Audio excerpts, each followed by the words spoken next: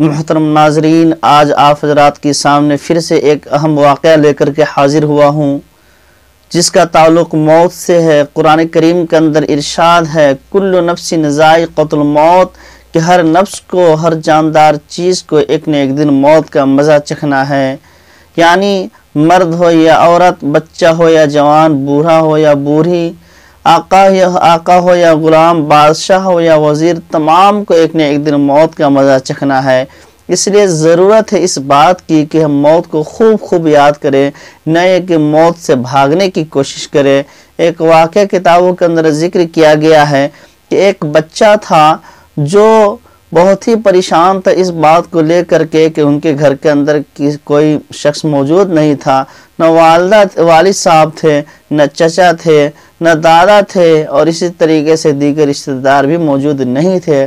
چنانچہ وہ بچہ اپنی والدہ سے سوال کرتا ہے کہ میری امی جان، میری والدہ محترمہ، میرے ابو جی کہاں ہیں؟ تو جواب ملتا ہے کہ وہ مر گئے ہیں۔ اسی طریقے سے سوال ہوتا ہے کہ دادا جان کہاں ہیں؟ پھر جواب ملتا ہے کہ وہ بھی مر گئے ہیں۔ اسی طریقے سے سوال ہوتا ہے کہ چچا جان کہاں ہے؟ پھر جواب یہی ملتا ہے کہ وہ بھی مر چکے ہیں۔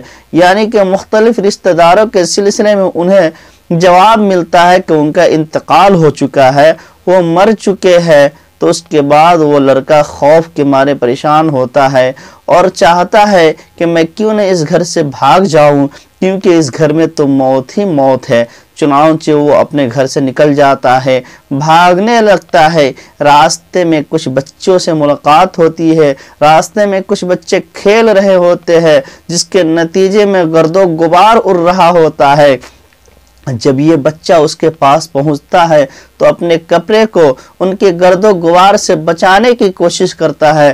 چنانچہ اس بچے کی طرف سے جواب آتا ہے کہ آج تم اس گرد و غبار کی وجہ سے اپنے آپ کو بچا رہے ہو اور بھاگ رہے ہو، سوچو اس وقت کو جب تمہارا انتقال ہو جائے گا تو لوگ تمہارے قبر پہ کتنے مٹی ڈالیں گے۔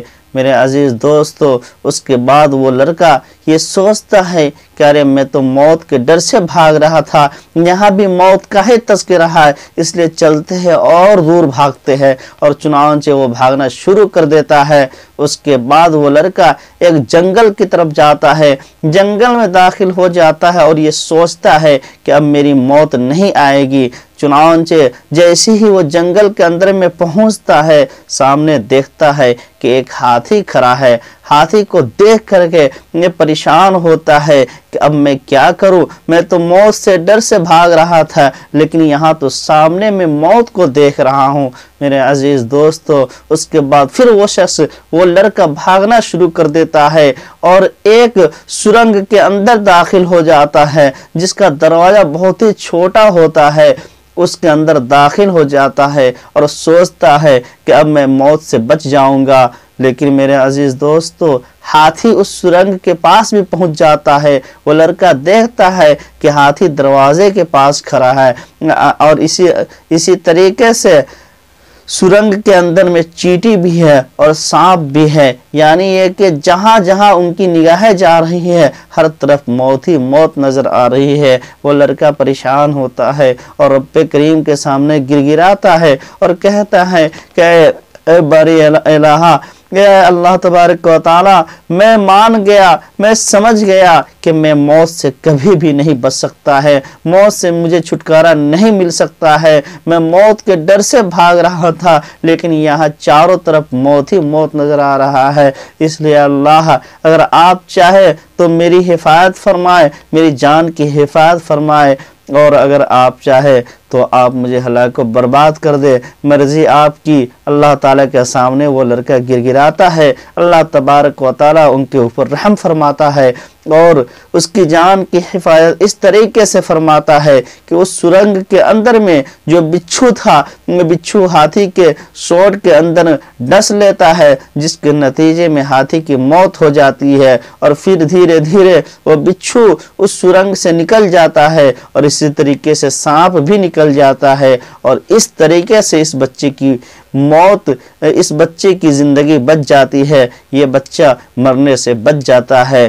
خلاصہ کلام یہی ہے کہ موت کا کوئی ٹھکانہ نہیں ہے، موت کبھی بھی آ سکتی ہے، کسی کو بھی آ سکتی ہے۔ بعض علماء کہتے ہیں، بعض بزرگان دین سے میں نے سنا ہے اور آپ بھی اندازہ کر سکتے ہیں کہ ایک وقت تھا جب موت یا تو بچوں کو آتی تھی یا یہ کہ بوڑھے لوگوں کو آتی تھی، لیکن اب موت کا کوئی ٹھکانہ نہیں ہے۔ بچوں کو بھی موت آتی ہے، بوڑھے کو بھی موت آتی ہے، جوان کا بھی انتقال ہوتا ہے، اور اسی طریقے سے ہر عمر میں اس دنیا سے لوگ کوچ کر رہے ہیں، اس دار فانی کو چھوڑ رہے ہیں۔ اللہ تبارک و تعالی ہمیں اس واقعے سے عبرت حاصل کرنے کی توفیق بخشے، اور موت سے اپنے آپ کو بھگانے کے بجائے، موت سے خوف کھانے کے بجائے موت کی خوب تیاری کرنے کی توفیق عطا فرمائے۔